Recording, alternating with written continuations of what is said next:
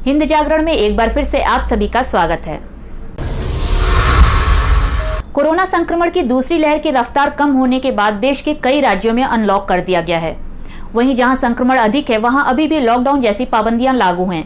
लेकिन इस बीच एक चिंताजनक खबर आ रही है। दरअसल देश में अभी भी 62 जिले ऐसे हैं जहां रोजाना 100 से ज्यादा मामले सामने आ रहे हैं। इस बात की जानकारी केंद्रीय स्वास्थ्य मंत्रालय ने प्रेस कॉन्फ्रेंस में दी।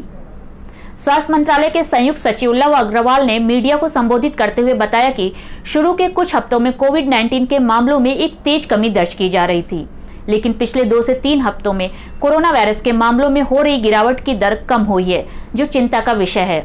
हम इसे लेकर राज्यों के साथ बात कर रहे हैं। उन्होंने आगे कहा कि देश में अभी 22 जिले ऐसे हैं जहां पिछले 4 हफ्ते में कोविड-19 के मामलों में वृद्धि आई है। इसमें केरल के 7 जिले, मणिपुर के 5 जिले, मेघालय के 3, अरुणाचल प्रदेश के 3, महाराष्ट्र के 2, असम और त्रिपुरा के 1-1 जिले शामिल हैं। लंबे इंतजार के बाद अब केंद्रीय कर्मचारियों को 1 जुलाई से बेसिक सैलरी का 28% महंगाई भत्ता मिलेगा। केंद्र सरकार ने इस प्रस्ताव को मंजूरी दे दी है। इसके साथ ही कर्मचारियों का एचआरए भी बढ़ा है, यानी कर्मचारियों की सितंबर की सैलरी अब डबल बोनांजा के साथ आएगी, डीए के साथ एचआरए भी। सरकार ने महंगाई भत्ता बढ़ाने के साथ केंद्रीय कर्मचारियों के हाउस रेंट अलाउंस में भी बढ़ोतरी करने का आदेश दिया है। आपको बता दें कि नियमों के मुताबिक एचआरए इसलिए बढ़ाया गया है क्योंकि महंगाई भत्ता 25% से ज्यादा हो गया है। इसलिए केंद्र सरकार ने हाउस रेंट अलाउंस को भी बढ़ाकर 27% तक कर दिया है। दरअसल डिपार्टमेंट ऑफ एक्सपेंडिचर ने 7 जुलाई 2017 को एक आदेश जारी किया था, जिसमें कहा गया था कि जब महंगाई भत्ता 25% से ज्यादा हो जाएगा तो एचआरए का रिवाइज किया जाएगा। 1 जुलाई से डियरनेस अलाउंस बढ़कर 28% हो चुका है, इसलिए एचआरए को भी रिवाइज करना जरूरी है। भाजपा किसान मोर्चा के जिला कार्यकारिणी सदस्य परशुराम शुक्ला की बुजुर्ग मां विमला देवी और उनके मासूम बेटे मार्कंडे को मंगलवार की देर शाम पट्टीदारों ने कुदाल से काटकर मार डाला। हमले में पत्नी और बेटी गंभीर रूप से घायल हैं। छत से पानी गिराने को लेकर हुए विवाद के बाद इस दोहरे हत्याकांड से पूरे इलाके में सनसनी फैल गई। मौके पर पहुंची हरपुर बुधहट पुलिस ने आरोपितों की तलाश में धरपकड़ शुरू कर दी है। सूचना के बाद आला पुलिस अफसर भी गांव में पहुंच गए हैं। एहतियातन गांव में फोर्स लगा दी गई है। हरपुर बुधहट थाना क्षेत्र के सोनबरसा चौकी अंतर्गत तेनुआ गांव निवासी भाजपा नेता परशुराम शुक्ला को उनके पटीदार सीताराम शुक्ला से छत से पानी गिरने को लेकर विवाद चल रहा था। बिहार के छपरा जिले के दरियापुर थाना क्षेत्र के सदवारा गांव में मंगलवार की सुबह दिल दहला देने वाली घटना सामने आई है, जहां सोमवार की रात को मछली खाकर सोए एक ही परिवार के 3 लोगों की मौत हो गई। वहीं एक बच्चे की हालत गंभीर बनी हुई है, जिसे पीएमसीएच में भर्ती कराया गया है। मृतकों में पिता, पुत्र और भतीजा शामिल हैं। मछली खाने से परिवार के एक अन्य बच्चे की हालत भी गंभीर है, उसका पीएमसीएच में इलाज चल रहा है। सूत्रों के हवाले से बताया गया कि दरियापुर थाना क्षेत्र के सड़वारा गांव में मछली बनाने के दौरान सरसों की जगह थाइमेट डाल देने के कारण वो जहरीला हो गया। इसका पर्दाफाश जांच के दौरान पुलिस ने किया है। एसपी ने बताया कि थाइमेट का प्रयोग फसलों में या पेड़ पौधों में कीटनाशक के रूप में किया जाता है और ये काफी विषैला होता है। सुभाष राय फसल में डालने के लिए थाइमेट लाए थे और उसे अपनी रसोई में ही रखे थे। बहरहाल मछली एवं चावल को जब्त करके फॉरेंसिक लैब में जांच के लिए भेज दिया गया है।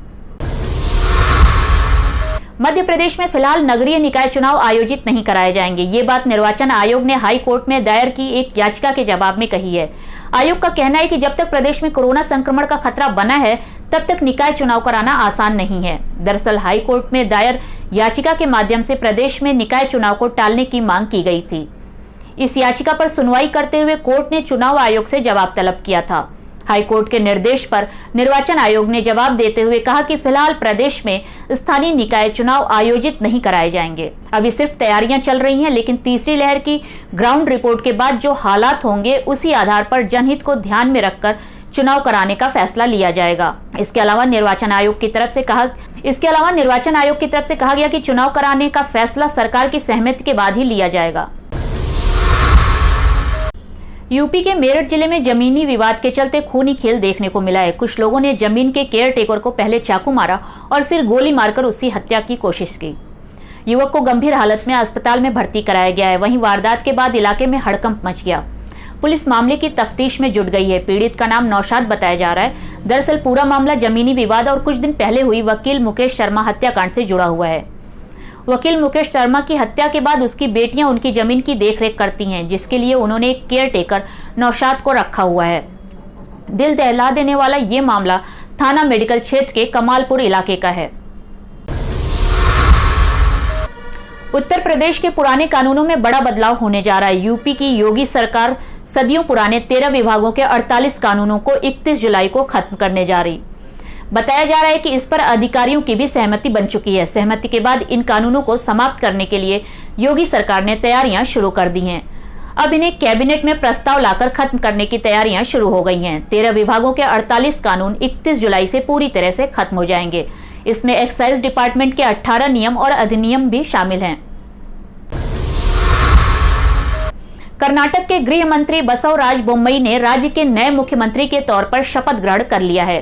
मंगलवार को भारतीय जनता पार्टी की विधायक दल की बैठक के बाद भाजपा केंद्रीय नेतृत्व के पर्यवेक्षक केंद्रीय मंत्री धर्मेंद्र प्रधान ने बसवराज बोम्मई के नाम का ऐलान किया था। बोम्मई के सीएम बनने का प्रस्ताव खुद कार्यवाहक सीएम बीएस येदियुरप्पा ने रखा था। अभी तक की जानकारी के मुताबिक राज्य में 3 डिप्टी सीएम भी बनाए जा सकते हैं। भाजपा सूत्रों के मुताबिक आर अशोक, गोविंद करजोल और बी श्रीरामालू को डिप्टी सीएम का पद दिया जा सकता है। कोरोना वायरस के जहां आए दिन नए वेरिएंट देखने को मिल रहे हैं, वहीं साइंटिस्ट इसे खत्म करने के लिए नए नए तरीके ढूंढने में लगे हुए हैं। इसी खोज में वैज्ञानिकों को एक और सफलता मिली है। अब इटली में एक ऐसा डिवाइस बनाया गया है जो कोरोना वायरस को मार सकता है। ये लेजर डिवाइस चारदीवारी के अंदर मौजूद कोरोना वायरस के कणों को खत्म करने में सक्षम है। इस डिवाइस को संयुक्त राष्ट्र के वैज्ञानिकों ने इटली की टेक कंपनी के वैज्ञानिकों के साथ मिलकर बनाया है। डिवाइस में हवा को लेजर बीम से होकर गुजारा जाता है और वो वायरस और बैक्टीरिया को खत्म कर देता है। ये डिवाइस 50 मिलीसेकंड में वायरस को खत्म करने में सक्षम है। International centre for genetic engineering and biotechnology में कार्डियोवैस्कुलर बायोलॉजी ग्रुप के प्रमुख सेरेना जकानिया का कहना है कि ये डिवाइस पूरी तरह से सुरक्षित है। वहीं अल्टेक कंपनी के फाउंडर फ्रेंचेस्को जनाटा का कहना है कि हमारी डिवाइस कुदरत के खिलाफ कुदरत का प्रयोग करती है।